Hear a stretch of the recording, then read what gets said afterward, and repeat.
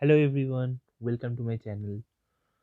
So today I would be talking about a very important topic, that is how to properly write to a professor. So a lot of you guys might be actually writing mails to the professor, and it might be for very different reasons. So it could be that you are in undergraduate studies and you want to do either summer or winter project, and for that particular project you are basically writing to professors in different universities or probably persons in the industry.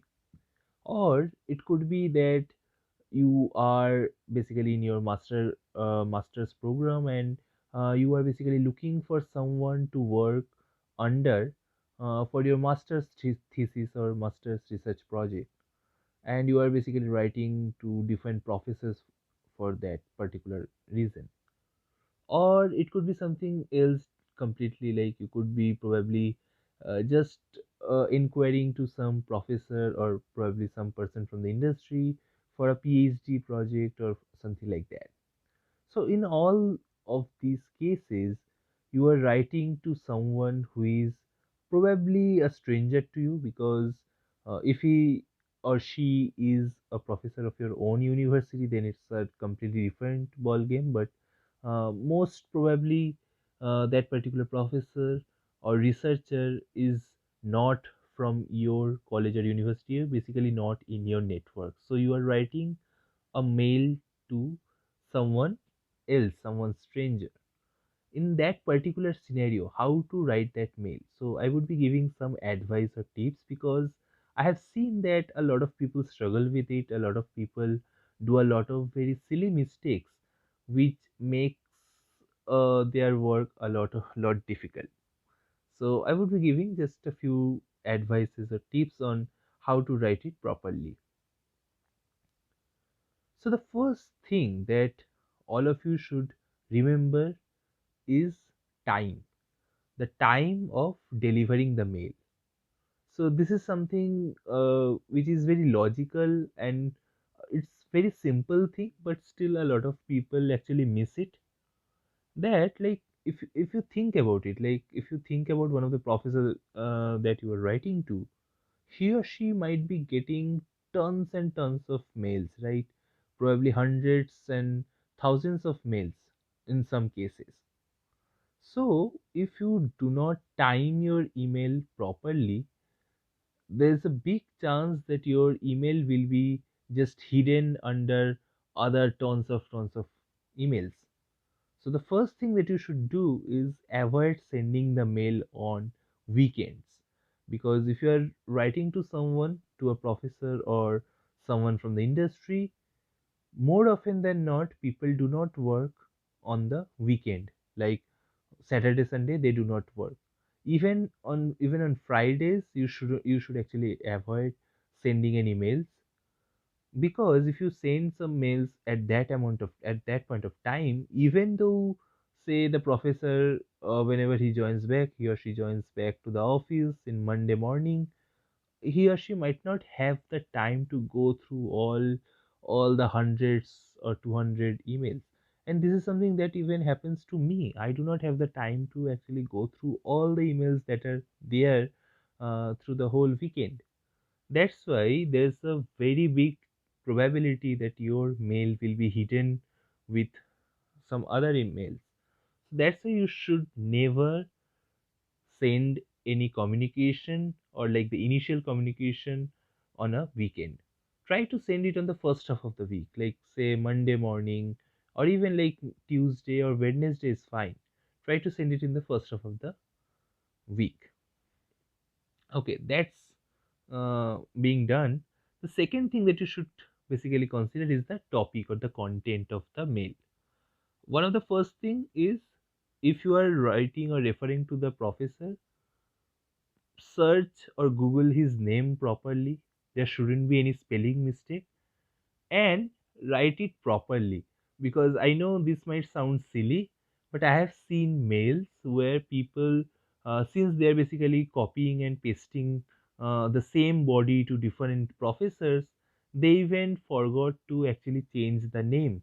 So you are basically writing to Professor, say, Charles, and you have written, Dear Professor James, because you basically copied and pasted it from the previous mail. So this kind of thing shouldn't happen at all. Take some time. If possible, don't copy paste your content. And this is basically also brings to my second point, is that if you want your communication to be meaningful, if you want that this communication is actually lead to something, then you should spend some time onto it, so that your communication or your email basically stand out from others. And the way to do it is to personalize that mail. You should always try to personalize a communication. If you are basically just copying and pasting it, it becomes too generic. That's why, if, say, for example, if you are writing to some researcher for a particular project, one of the first thing that you should do is at least spend 30 minutes or so to research that particular professor, to see exactly what kind of work that he or she basically does. Try to find out more information on his or her lab, and so on and so forth. So once you find some information regarding that particular person, you are more likely to write a very detailed message to him, a detailed communication to him, which basically makes you stand out. Another thing which basically increases your chance of accepting or acceptance, or basically increase the chance of a successful communication, is that you should also mention why you should be a good fit into his program or into his lab. So a lot of times we just talk about we have done this and that, and we basically just note down some of our achievements, and that's all. But instead of achievement, what you should try to bring to that communication is how, or exactly which qualities of you fit the lab. If you have learned any special skill, it might be in programming, it might be some completely different lab skill, it could be some technique that you have learned or something like that, whatever. So you should try to think about that, like how you can actually add value to that particular team or that particular lab, and communicate that to the professor. That actually brings a lot into the table.